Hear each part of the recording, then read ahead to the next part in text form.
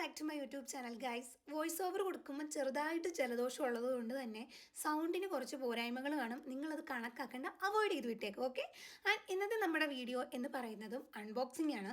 ഞാൻ എൻ്റെ ചാനലിൽ ഫസ്റ്റ് ടൈം തൊട്ട് ഇന്ന് വരെ ഇട്ടിട്ടുള്ളത് സ്റ്റിച്ചിങ്ങിനെ ബേസ്ഡ് ആയിട്ടുള്ള അൺബോക്സിംഗ് ആണ് കേട്ടോ. ആൻഡ് നിങ്ങൾക്ക് സ്റ്റിച്ചിങ്, ആരി വർക്ക്, എംബ്രോയിഡറി, പിന്നെ ഫാഷൻ ഡിസൈനിങ്ങിനെ കുറിച്ച് ഇതിനെക്കുറിച്ചൊക്കെ അറിയാനായിട്ടും താല്പര്യം ഉണ്ടെന്നുള്ളവരാണെങ്കിൽ ജസ്റ്റ് ഒന്ന് സബ്സ്ക്രൈബ് ചെയ്ത് വെച്ചു, നിങ്ങൾക്ക് യൂസ്ഫുൾ ആയിരിക്കും. ആൻഡ് സപ്പോർട്ട് ചെയ്യാൻ മറക്കല്ലേ. ആൻഡ് ഇന്നത്തെ നമ്മുടെ പ്രൊഡക്റ്റ് എന്താണെന്ന് നോക്കിയാലോ, വായോ.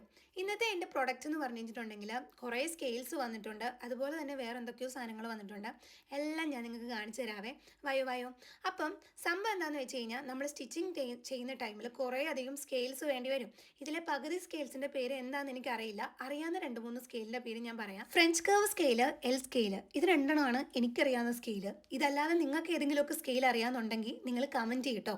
ആൻഡ് ഇപ്പോഴാണ് എനിക്കറിയത്തില്ലാത്തത്, ഞാൻ പഠിക്കാൻ തുടങ്ങിക്കഴിഞ്ഞാൽ എല്ലാ സ്കെയിലും നിങ്ങൾക്ക് പറഞ്ഞു തരാം കേട്ടോ. ആൻഡ് ഇങ്ങനെ കുറേ സ്കെയിലാണ് നമുക്ക് ഫസ്റ്റ് അൺബോക്സ് ചെയ്ത് പ്രൊഡക്റ്റായിട്ട് കിട്ടിയിട്ടുണ്ടായിരുന്നത്. ആൻഡ് സെക്കൻഡ് വൺ എന്താണെന്ന് നോക്കിയാലോ. സെക്കൻഡ് വൺ കണ്ടപ്പോൾ തന്നെ എനിക്ക് മറ്റേ നമ്മുടെ ഡ്രസ് പിൻ മനസ്സിലായി. അതിൻ്റെ 2 ജോഡി ഉണ്ട് കേട്ടോ. നമ്മൾ കോംബോ ആയിട്ട് പ്രൊഡക്ട്സ് ഓർഡർ ചെയ്യുന്ന ടൈമിൽ നമ്മൾ മേടിച്ചത് പിന്നെയും വരാനായിട്ടുള്ള ചാൻസ് ഉണ്ട്. അങ്ങനെ വന്നതാണ് ഈ ഡ്രസ് പിന്നും ട്രിമ്മറും ഓൾറെഡി നമ്മൾ വാങ്ങിയിട്ടുള്ളതായിരുന്നു. നിങ്ങൾക്കറിയാലോ, ഞാൻ നേരത്തെ മേടിച്ച് അൺബോക്സ് ചെയ്ത് കാണിച്ചിട്ടുണ്ട്. പിന്നെ ഡ്രസ് പിന്നാണെങ്കിൽ കുറേ ഇങ്ങനെ അവിടെ ഇവിടെ എല്ലാം കിടപ്പുണ്ടായിരുന്നു. അപ്പോൾ ഞാനതെല്ലാം ഒന്ന് ജസ്റ്റ് പിടിപ്പിച്ച് വെക്കാനൊക്കെ നോക്കി. പിന്നെ നമ്മുടെ മെയിൻ ഐറ്റം വന്നു കേട്ടോ. എന്താണ്, നമ്മുടെ ടേപ്പ്, മെഷറിംഗ് ടേപ്പ് ഉണ്ടല്ലോ, അത് കിട്ടിയിട്ടുണ്ടായിരുന്നു ഈ ഒരു അൺബോക്സിങ്ങിനകത്ത്. അത് കിട്ടിയപ്പോൾ എനിക്ക് ഒത്തിരി സന്തോഷമായി. കാരണം അത് ഇട്ടാലാണല്ലോ നമ്മളൊരു എന്താവുന്നത്, ഒരു ഫാഷൻ ഡിസൈനറോ അല്ലൊരു സ്റ്റിച്ചറോ ഒക്കെ ആവുന്നത്. ആൻഡ് പിന്നെ നമ്മുടെ മറ്റേ സീം റിപ്പർ ഉണ്ടായിരുന്നു, മറ്റേ കെട്ടഴിക്കുന്നത്, പിന്നെ മറ്റേ നീഡിൽ ത്രെഡർ ഉണ്ടല്ലോ, അതും ഉണ്ടായിരുന്നേ.